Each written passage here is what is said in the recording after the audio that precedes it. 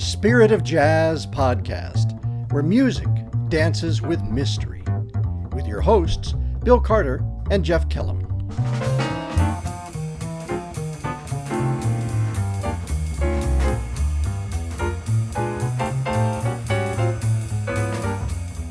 Hey, this is Bill Carter. Welcome back to the Spirit of Jazz podcast. I'm glad to have you here. Oh, I'm sorry. I stepped on your line, Bill. I'm Jeff Kellum, the co-host for the Spirit of Jazz podcast. And today we've got a man who has a coffee cup that says, "This will be awesome." Say hello to Jeff Stockham. Hi, everybody. Formidable trumpet player, French horn player, and we've invited you here. Some are going to be asking, Jeff, why they didn't hear your melodious voice when we were doing the podcasts having to do with our tour on the road. I have simply answered them because you're so darn busy. You were doing multiple things. What, in fact, were you doing when we were in Williamsburg? It worked out very serendipitously that the weekend that we were touring in Norfolk and Williamsburg and Richmond, I also was leading the Federal City Brass Band at the Military Through the Ages exposition at Jamestown Settlement at the museum. You do a lot of that kind of thing. Yeah. I'm a collector. I've got a lot of antique horns, and being a player, I play them, and I have a Civil War band that I've led for 20 years, the Excelsior Cornet Band, and I play in the Federal City Brass Band, which is also the 26th North Carolina Regimental Band, and I play in Newbury's Victorian Cornet Band. I've played in the band that was in Spielberg's Lincoln movie called President Lincoln's Own Band, represented the Marine Band of 1865, and I've done a lot of stuff like that, period bugling and so on and so forth. Playing the antique instruments, it's a lot of fun and very very informative as to developing style for that period. Well, and you are the youngest guy I know playing antique instruments. Well, I know plenty of guys younger than me who are doing it. But, So we want to spend this time together talking about how does a jazz musician make a living? And as you said, you call this a living? Yeah. How did the light go on that this is what you were to do with your life? Well, if you want to go way back to the origin of it, I had two old maid cousins who were old when I was a kid. They were born around the turn of the 20th century on my mother's side of the family. They were both retired school teachers in Rochester, New York, and they noticed that I seemed to have some musical talent as a young child. I could sing back TV show themes and so on and so forth. I was good at imitation, and I just had some. They felt I had some musical talent. So they suggested to my parents that I get piano lessons. And so I started piano lessons in second grade and didn't love playing the piano. Liked it, but I liked music. That was about the time that Herb Alpert had his first hits. He inspired me to want to be a trumpet player. However, when I got into fourth grade, when they started us in band, my band director, Russ Musiri, knew that I had 2 years of prior musical training, and a good ear. So he put me on French horn. And that kind of sealed my path for a long time. That was the direction I went in. I went through high school and all of the bands and jazz band on French horn, which was unusual. Started playing jazz in high school. The seminal moment for me for that, my freshman year, the band director brought in Louis Bellson's big band. That had all of the throughway beboppers in it, like Don Menza and Joe Romano, and it had the LA Cats. I think Frank Rosalino might have been in the band. I know that Johnny Madrid was playing lead trumpet, and he was unbelievable, just amazing. And they blew the doors off the place. And I tape recorded the whole thing on a little Radio Shack cassette recorder. Oh yeah, and I still have the tapes. and I listened to that concert. First of all, it blew me away, and I thought to myself, "Wow, I want to do that." How many French horns were there in that band? Grand total of 0. Yeah. You were on your way to a conversion then. Yeah, basically. I did want to learn to play jazz, and I started copying the solos of players that I liked. I started getting quite a bit of solo space in high school jazz band, which was unusual for a French horn player. And this being before I had taken up the trumpet, but I still had delusions of becoming a trumpet player in my mind. So I convinced my dad to buy me a trumpet. Started playing a little bit of trumpet, and did the same through college. Well, college was Syracuse University. I had a great teacher, Bruce Hagling. He was principal in the Syracuse Symphony. Marvelous, marvelous musician, great guy. I'm still in touch with him. We visit him regularly in Florida. At Syracuse, I was in the jazz ensemble, got a lot of solo space on French horn. Started playing trumpet in a funk band, just us all students. And then I got into Eastman on French horn. And although training to be an orchestral player, I ended up playing a lot of jazz, playing in the Eastman Jazz Ensemble, and getting more experience playing trumpet on the side.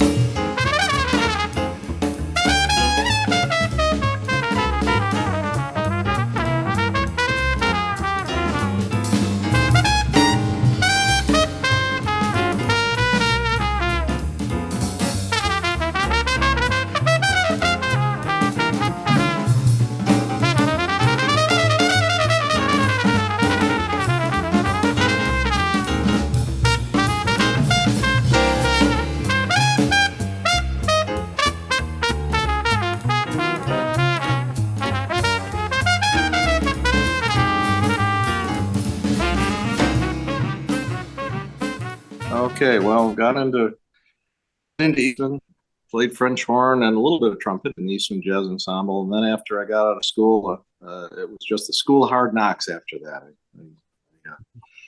I had various day jobs to pay the bills and played as much as I could at night and gained experience. Went from being a naive, green, inexperienced kid to actually starting to know what I was doing. And the rest has just been a progression from there. So you didn't go from Eastman into teaching a formal position somewhere. You started off freelance. Pretty much, although I did when I was at Eastman, and for a couple of years afterwards, I taught French horn, took adjunct jobs at Hamilton College, Lemoyne College, Syracuse University, Colgate, and Cornell at various times. Mm-hmm. And again, more to pay the bills than anything else.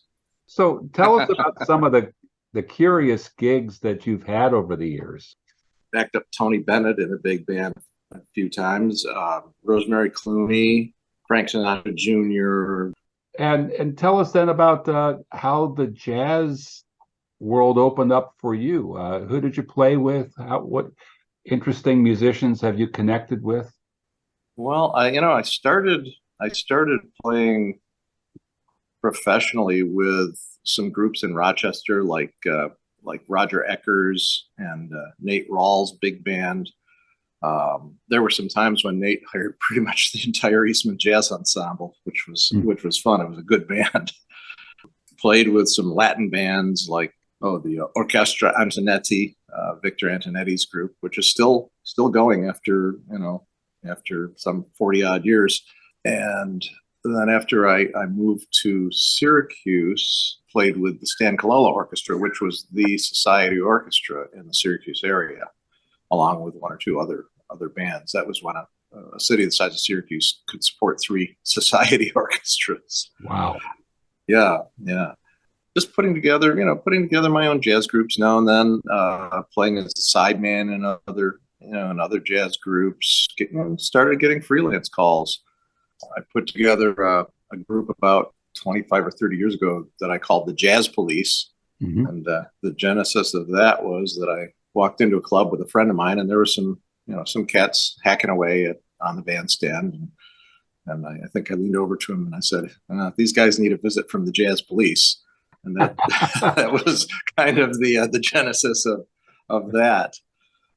You befriended Howard Johnson at one point, not the guy with the hotels, but the guy with the tuba and the baritone sax. Yeah, that was an interesting chapter of my life. I loved Howard dearly as a friend, a colleague, and a mentor. You know, he really helped my career, and I met him. Well, it's kind of a long story. Back in the early to mid '90s, I did a demo recording with a local guitarist, Jason Kessler, and he wrote a piece for me, which was a pretty complex jazz piece, a real up-tempo thing that he called French Bop because he wrote it for French horn. And then I played a flugelhorn tune also. And the drummer in the band, Chris Jones, was the son of the legendary jazz drummer Philly Joe Jones. Consequently, Jason sent the tape to Don Sickler in New York City. Don is one of the most connected guys in the city. And Philly Joe Jones had given him his first break in the business. So he knew Chris fairly well. So Jason was hoping to connect and get a publishing deal through Don Sickler. And that ultimately didn't work out. But Don, who usually will just throw a tape in the trash, listened to this tape and said, oh, here's a guy who plays trumpet and French horn.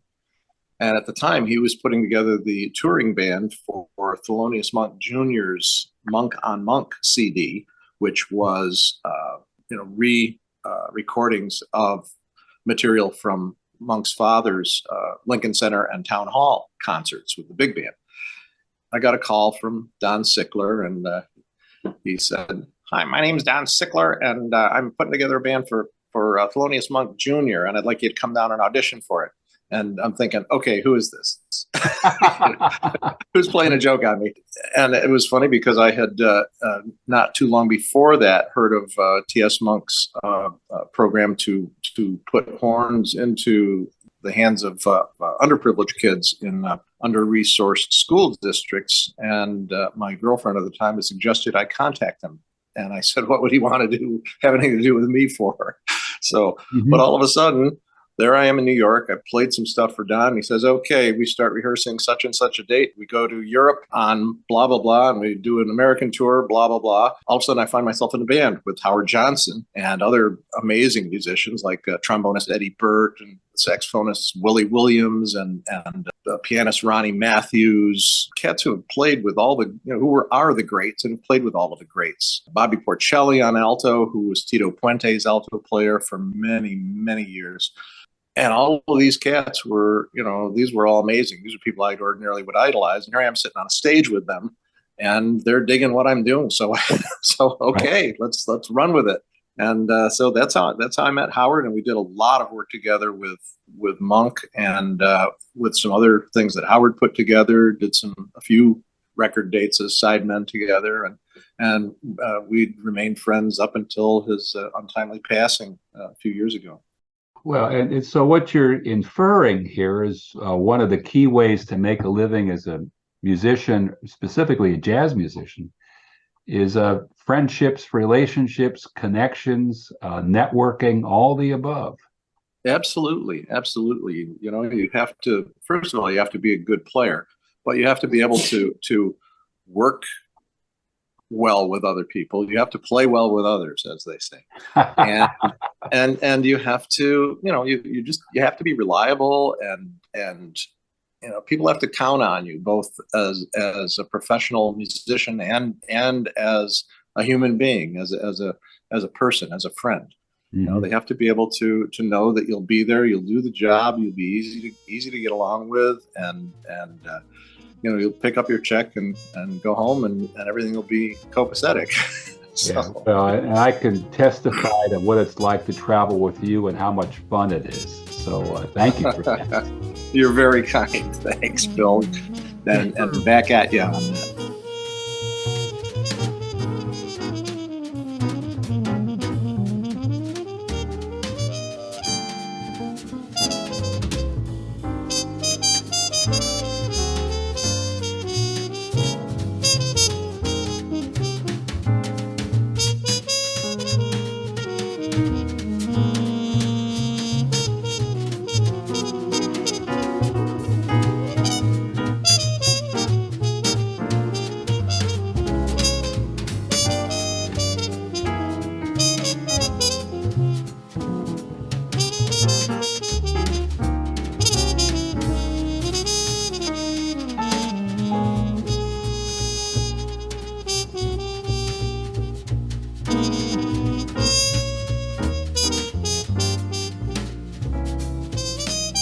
This confirms something I heard yesterday. I happened to be online and saw another adjunct professor, Andrew Williams, on doing a trombone thing live, and someone typed in a question to him about, do I need a master's in jazz performance in order to find work? And he said, well, if you really want to find work, you have to go where the jazz players are, and you have to do the networking. You have to connect with folks. Yes. And Yep, you do. You have to go where there is at least a fair number of good jazz players, where you have some hope of getting some work, and where you can network, and where you can establish contacts and professional reputation. And if there are a lot of big towns in this country where I would go and starve, because there is no jazz scene. I'm fortunate in upstate New York, in Syracuse, in central New York, that there is a pretty good cadre. An excellent cadre of musicians, and also a pretty decent jazz scene. There's some clubs that are offering, quite a bit of work, at least in small group settings, duos, trios, quartets, things like that, and the occasional sextet, which is what I prefer to do. That's been part of basically my business plan all along, is to be a big fish in a small pond, because I could go to New York and I could live in a rat hole and pay $3,000 a month for it, and not have a car, and have to scuffle for grade B and grade C tier gigs, and because every great player in the world is in New York City. Okay, there are cats who are willing to do that. I'd rather be in a smaller market where I'm a little higher on the pecking order. It gets me more gigs, it gets me better gigs, and it's cheaper to live, and I can have a few toys, and have a decent house, and a lovely wife, and just a life outside of music as well. And being in the smaller market allows me to do that. I've found a balance of that. Yeah. Jeff Kellum, we are talking with a high achievement winner. He won something called a Sammy. And Jeff, tell us what that is. Oh, okay. Well, actually, I've got two Sammys on a table in my living room. The Sammy is the Syracuse Area Music Award, and I won in 2006, I believe it was. My Civil War band won for Best Recording, Other Styles. And then last year, I was inducted into the Sammy's Hall of Fame for Syracuse area musicians who have apparently done some stuff. Yeah. Oh, you have. So that was a great honor, to receive that recognition from my colleagues and friends was really a wonderful thing. I remember the first time I heard you play, I think it was a recording session that Al Hom put together, and I thought, who is this guy? Oh, was that the one for Jackie Tara Washington? Yes, it was. Yeah. And we did Man with a Horn and some other stuff. Yeah, that was a fun session, and I like how that CD came out.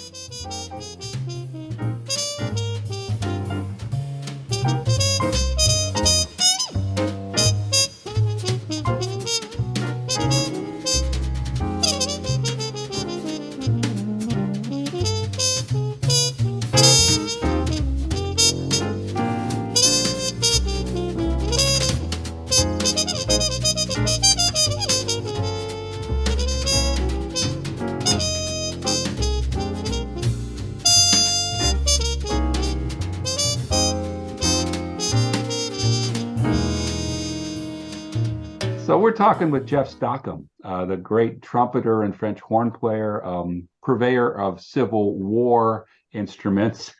Jeff, what's next for you at this part of your venerable career? Oh, let's see. Right now, as the joke goes, I'm meeting the people on my way down that I met on the way up.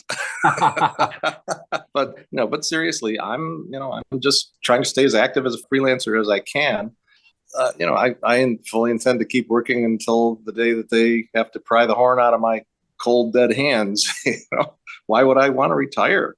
Yeah, it's too much fun. It's too wonderful a thing to be able to do. Yeah. Someone was mentioning just a couple of days ago that this is the first time they'd been with an audience since COVID. And I thought, my gosh, I thought we were out of COVID a long time ago. But as you look back, as a performer, as a jazz performer, You must have been really lonely for a couple of years during COVID. Oh, yeah. How did you cope with not being able to play publicly? Well, we went for close to a year after things shut down without doing any gigs whatsoever. I might have done 2 or 3 gigs, and they were socially distanced things, towards the end of the first year. But it was difficult. I mean, I had no income, and mercifully, I was able to avail myself of the unemployment that was made available to self-employed people. And that's the only thing that kept me from going under. I got a small grant from the Blues Foundation that Joey Bonamassa sponsors, and that helped a bit. It was mostly the pandemic unemployment assistance. And I can't tell you how grateful I was for that, because, again, that pretty much kept me from going under. Yeah. That made all the difference in the world until gigs started picking up again. Yeah. And the lesson there is that when you're a full-time musician doing mostly freelance work, when that work dries up, you don't have a fallback unless you want to go. No, not really, especially because the teaching dried up and honestly, I quit all my teaching jobs shortly after the pandemic started. The colleges informed me that I would have to teach over Zoom, and A, that's less than ideal, much less than ideal, and B, it required more work for the same very short money. Yeah. So I decided it wasn't worth my time, and I would rather make use of my free time, my enforced free time in other ways. So I quit all the teaching jobs and just focused on some other stuff. Went for weeks at a time without even picking up the horn. Sitting in front of the computer, working on some music, some arrangements and charts for things, and just reassessing a little bit. Thankfully, things have kind of come back to something approaching near normal, at whatever that is these days. But the work has steadily ramped up to the point where I'm doing almost as much as I was pre-pandemic at this point. Well, we are grateful that you are on the scene and on the planet because we have witnessed the kind of joy and excitement, exhilaration even, that you bring to people when you play. Oh. So hear us when we tell you on behalf of the whole Spirit of Jazz podcast listening community that we are grateful for Jeff Stockham. Oh, you're very kind, Bill. Thank you. Amen. Well, thank you for your time today, Jeff. So thanks for being with us. It was my pleasure, Bill. As always, anytime that I can do anything with you, I'm there. Take good care, bud. Thank you. You too. Thanks for listening to the Spirit of Jazz podcast. This is a production of Presbybop Music. To find out more about Presbybop, our music, concerts, and recordings, please explore our website at www.presbybop.com. And send us a note telling us what you think about the Spirit of Jazz. We'd love to hear from you. Check in with us again next time. I'm Jeff Kellum. And I'm Bill Carter. Thanks for tuning in.